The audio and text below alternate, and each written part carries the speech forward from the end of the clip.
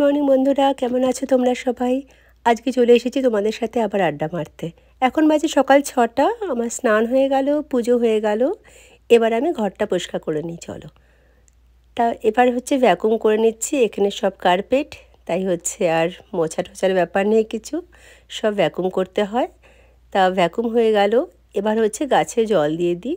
এগুলো হচ্ছে আমাদের ঘরের ভেতরের গাছ, তাই এখানে এগুলোতে প্রতিদিন জল দেওয়া দরকার হয় না, বাট 2-3 দিন পর পর দিলেই হলো।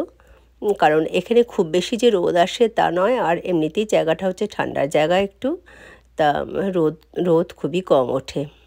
তা সামারের সময় ঠিক আছে, বাট এখন তো খুব একটা রোদ ওঠে না। তা এবার হচ্ছে লন্ড্রি করে নিই, চলো। অনেক জামা কাপড় আছে, তা ওগুলো সব হচ্ছে লন্ড্রি করতে হবে, তা সেটাও করে নিচ্ছি আজকে। তা লন্ড্রিটা লাগিয়ে দিলাম, তা এটা বেশ অনেকক্ষণ ধরে হবে এবার। তা এবার বাড়ির আরও কাজগুলো করে নিই। তা আমি কালকে হচ্ছে সব গ্রসারি করেছিলাম, অনেক সবজি টবজি কেনা হয়েছিল, তা ওগুলোকে হচ্ছে সব কিছু উঠিয়ে নিই। তা দেখো, আলু কিনেছি, বাঁধাকপি, এই বক্স দুটোতে হচ্ছে পালং শাক আছে, তারপরে স্টারবাক্সের একটা কফি কিনেছি। স্টারবাক্সের কফি খেতে আমার খুব ভালো লাগে, বাইরে গেলে তো খাই আর বাড়িতেও খাই আমি। আর হচ্ছে এই প্যাকেটগুলোতে হচ্ছে আরও অনেক কিছু সবজি আছে। ওদিকে দেখো পেঁয়াজ দেখতে পাচ্ছ, ওগুলো সব গোছানো হয়ে গেল। এবার হচ্ছে বাসনগুলোকে ঢোকাতে হবে ডিশওয়াশারের ভেতরে। তা দেখছো কি অবস্থা হয়ে আছে জায়গাটার। তা এগুলো হচ্ছে সব ঢোকাবো এবার। তা সবাই বলে যে ডিশওয়াশারে ভালো পরিষ্কার হয় না বাসনপত্র, বাট আমার কিন্তু ভালোই হয়। আমি হচ্ছে ঢোকানোর আগে জাস্ট একটু দেখছোই তোমরা, যে জাস্ট জল দিয়ে একটু আমি ধুয়ে নিচ্ছি, কারণ না হলে তো ড্রাই হয়ে যায়, ওইভাবে ঢোকালে আর ভালো করে পরিষ্কার হয় না। তা এবার সাবানটা দিয়ে দিলাম আর ব্যাস অন করে দিলাম। তা এবার এটা হতে থাকবে। তা এই যে জায়গাটা দেখো একদম পরিষ্কার হয়ে গেল, যা অবস্থা ছিল ততক্ষণে। এখন হচ্ছে আমার হয়ে গেল মানে মানে জামা কাপড় ধোয়াও কমপ্লিট হয়ে গেল। আর হচ্ছে এবার ওটাকে ড্রায়ারে ঢুকিয়ে দিলাম। ওটা হতে থাকবে ড্রায়ারে। তা এবার ততক্ষণ চলো আমরা কেটে নিই হচ্ছে ফুলকপি। তা ফুলকপি কালকে কিনেছিলাম বাজার থেকে, তোমরা দেখতেই পারছো কি সুন্দর ফুলকপিটা, খুবই টাটকা ফুলকপি। তা ফুলকপিগুলো কেটে নিয়ে আমি আজকে বানাবো হচ্ছে আলু ফুলকপির তরকারি। হ্যাঁ, তা আজকে আমার বাড়িতে বন্ধু আসবে আমার একজন, তা ওদেরকে রাতে তাহলে খেতে দিতে পারবো আমি এটা। তা ফুলকপিগুলোকে হচ্ছে ভেজে নিচ্ছি আগে। ফার্স্টে আমি হচ্ছে ফুলকপিটাকে লবণ দিয়ে আর হলুদ দিয়ে আমি মেখে রেখেছিলাম।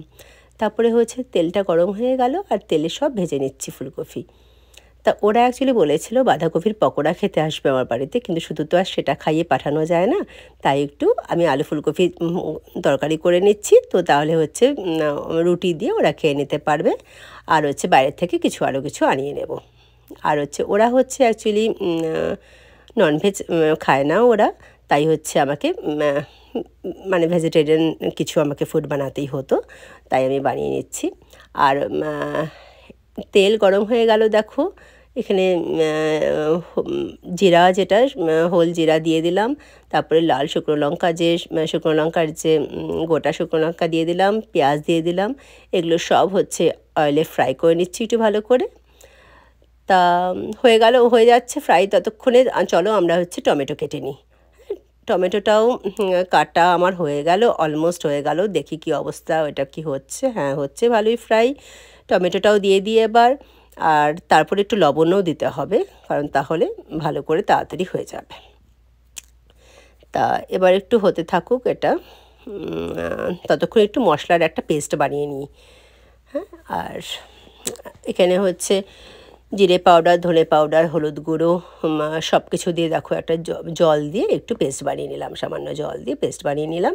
ওটাকেও ভাজা ভাজা করে নিই চলো এটার সাথে।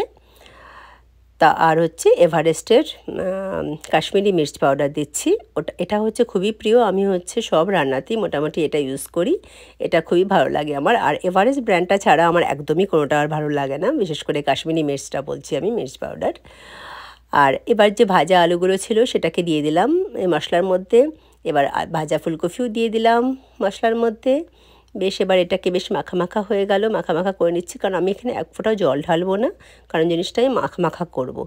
তা হচ্ছে আর গ্যাসটাকে একদম সিমে রাখতে হবে, কারণ না হলে হচ্ছে পুড়ে যাবে মশলাগুলো।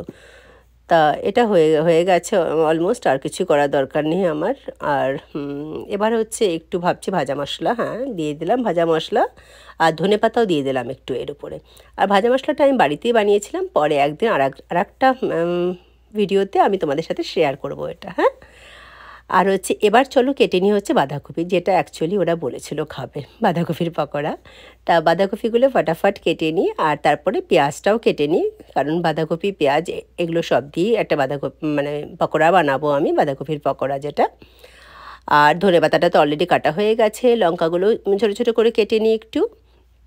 সব হয়ে গেল, এবার বেসন দিয়ে দিলাম, ধনেপাতা দিয়ে দিলাম, একটু ভাজা মশলা দিয়ে দিলাম, জিরে পাউডার, হলুদ পাউডার সব দিয়ে দিলাম মশলা।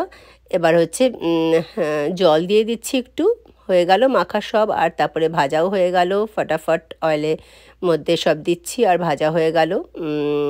তবে যেভাবে এত স্পিডে তোমরা কিন্তু ভিডিও দেখছো, সেভাবে এত তাড়াতাড়ি একদমই হয়নি, এটা হতে অনেকটাই সময় লেগেছে। এইভাবে হয়ে গেলে ভালোই হতো।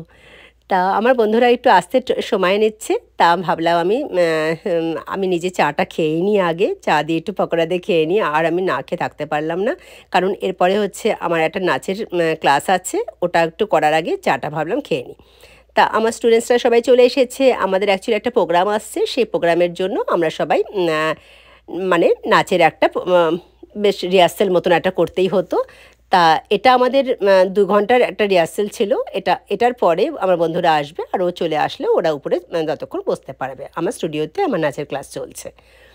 তাই এবার নাচের ক্লাসটা হয়ে গেলে যদি ওরা চলে আসে, তাহলে তো আর স্নান টান করার সময় হবে না, না হলে ভাবছি একটু স্নানটাও করে নেব, কারণ সকাল থেকে দেখতেই পারলে তোমরা কত কিছু করছি, তাই একটু স্নান না করলে ভালো লাগে না। তা আর চলো আজকে আমি তারপরে হচ্ছে আমি আবার আর একটা নতুন ব্লগ আমি আবার নিয়ে আসবো তোমাদের সাথে। আর আমার হচ্ছে অ্যাকচুয়ালি নতুন ডাইসনের একটা ইয়ার র্যাপ যেটা, ওটাও আমার চলে এসেছে। ওটা আমি তোমাদেরকে নেক্সট আর একটা ভিডিওতে, তোমরা যদি ইন্টারেস্টেড থাকো আমাকে সবাই কমেন্ট করো, আমি আর একটা ভিডিওতে এটা নিয়ে আসবো। ওকে, ভালো থেকো।